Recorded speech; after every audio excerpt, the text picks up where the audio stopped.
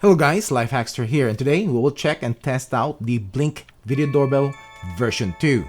Is this better than the version 1? And did Blink made the best video doorbell for 2025? Well, we will find out today. This records in 1440 by 1440 pixel resolution at 30 frames per second. It has a head-to-toe view, which is 150-degree horizontal and vertical field of views. Blink is still sticking with their lithium battery power for this doorbell, like their version 1, except they added one thing, and you will see this later on. But you can also wire this into your existing doorbell wiring so as to ring your chime, and also extend the battery life. Blink, by the way, still states that this doorbell can last 2 years before needing the batteries replaced. Now, I want to know, existing version 1 users of this doorbell, please comment down below if your doorbell did indeed lasted 2 years. Because I have a feeling that it didn't. This has person detection, but it is behind a paywall. You will get a 30-day trial of their cloud subscription when you purchase this, and I'll be testing this as such. Blink subscription starts at $30 a year per device or $100 for unlimited devices. This comes with its own sync module, but you can just purchase just the doorbell itself and sync this with your own sync module 2 or the sync module XR if you also want local recordings. This is weather resistant with an IP65 rating and is compatible with Amazon devices. Inside the box, the kit that I bought comes with its sync module. I'm not sure if you can use this for other Blink cameras, but this doesn't have a storage option. We have a USB-C port here to power it up. And we have the doorbell itself. We have its infrared LED, PIR sensor, doorbell button, camera lens, and the mic. On the bottom, we have the speaker. On the back, we have contact points if you are wiring this in. And we have the battery compartment, and as you can see, it now needs 3 AA lithium batteries instead of 2. Blink discourages putting in regular or rechargeable batteries on this. What else do we get? We got some short screws, we have wire nuts, plastic anchors, mounting screws, and terminal screws. And we have extension wires if needed if you are wiring this in. We got 3 lithium batteries. We have a doorbell release tool and the mounting template. And with the mounting bracket, we have a 25-degree corner wedge.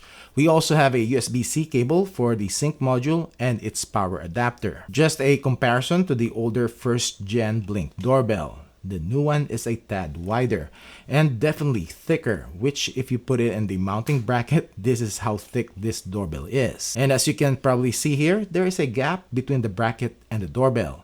This is normal as per Blink, and I'll show you something later on when it is mounted. To set up, open up the Blink app and let's set up the sync module first. Scan the QR code which is on the back, and I'll create a new system, name it, plug it in to power it up. Select the Wi-Fi you want to connect to, type in the password, update if needed, and wait until it is added. Plus sign again to add a doorbell, scan the QR code, continue, insert the batteries, click Discover Device, and wait until it is added. And as you can see here, I have started my Blink Plus Plan trial.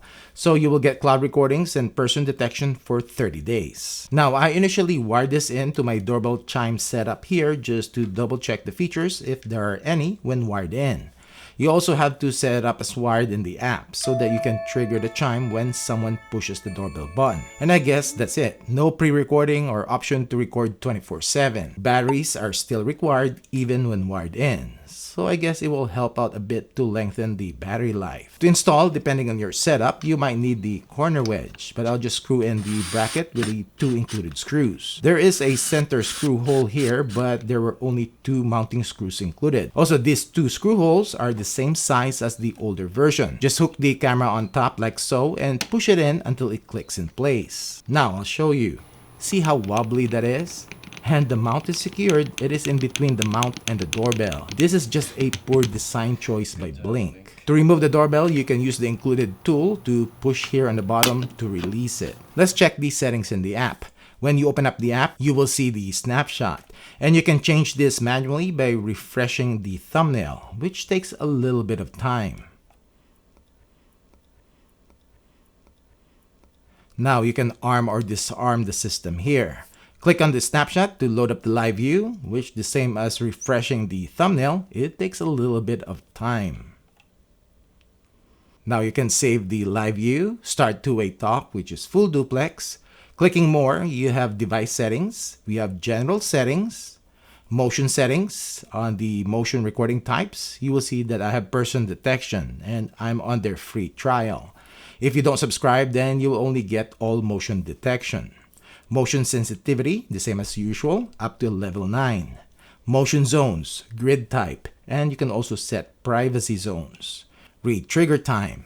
This doorbell has a minimum of 10 seconds of cooldown after the motion event, or you can set it up to a minute. Video and photo settings, and there is a max recording length of 30 seconds, which is typical for Blink. And you have to add the 10-second cool off, so if the motion lingers, this doorbell will not record the whole event. Video quality, and I'll set it to best, and end clip early if motion stopped on or off. We have night vision and the usual infrared intensity, where you can dial in the brightness of the infrared LED, and I'll set it to medium for this testing. This also has the photo capture option if you want, and it does update the thumbnail from the last event. We have audio settings, doorbell and chime settings. If you have the Blink mini camera, you can set it up to act as a chime, together with Amazon Echo devices. Now, this doorbell doesn't come with its own chime, and you can also wire this in to use your existing chime. Now, as to the recorded footage, it will be in clips, and this is where you can view and download the motion events. Now, time to do some testing. So this is the video and audio quality of the Blink Video Doorbell, and this is the version 2, and it has the head-to-toe field of view, 150-degree vertical and 150-degree horizontal field of views, and this is what it looks like when I'm close to the door.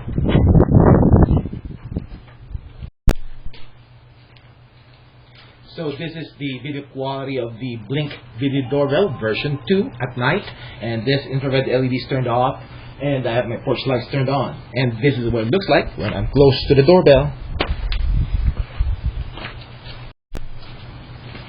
So this is the video quality of the Blink Video Doorbell version 2 at night, and this with its one infrared LED and set to medium intensity, and this is what it looks like when I'm close to the doorbell. Now we are going to test the notification speed of the Blink Video Doorbell version 2, and I'm on my 5G cellular network, and it is 205. Let's check it out. I'm on a trial of their subscription, so I have person detection turned on. There you go.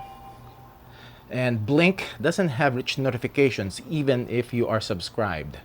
So, but when you click on that, it should open up the live view. There you go. All right, cool. 206. It's been less than 30 seconds. Let's see if we get a notification again. All right, status light is on. I should be getting a notification here. Cool. All right, so now we are going to check and see doorbell push to notification speed.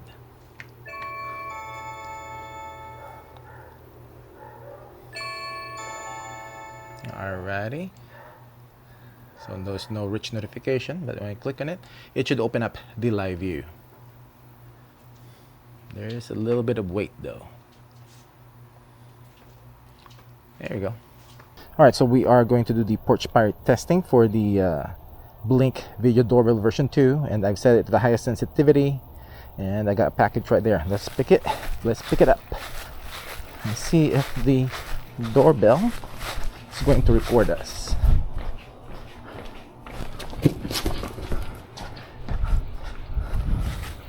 Let me see. I'm gonna get a notification. There you go.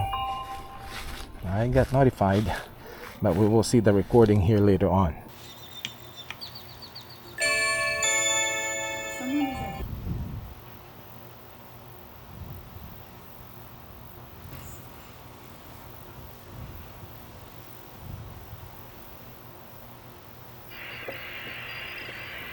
Yes, can I help you? Yes, can I help you? Is Life Hackster here?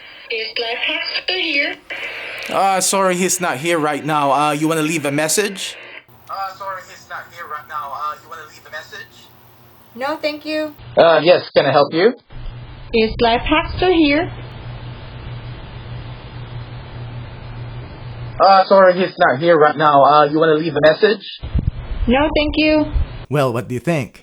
The price point of this doorbell is what is going to make people buy, but all the limitations in the settings, like the 30-second max recording, 10-second cool-off, and the 1440 by 1440 resolution, which is not 2K by the way because it is 1:1 aspect ratio, are set on this doorbell because this is still powered by disposable lithium batteries. So Blink is more preoccupied in saving battery life for this doorbell instead of security or having higher resolution. Now combine this if you want the person detection feature with its monthly subscription, then the overall cost of having this doorbell will offset its lower price point. It is already 2025 and I'm not sure why Blink is stuck in using disposable batteries. Also, being wired in doesn't really give you any benefits security wise, like at least have a pre-recording so as to get the whole motion event.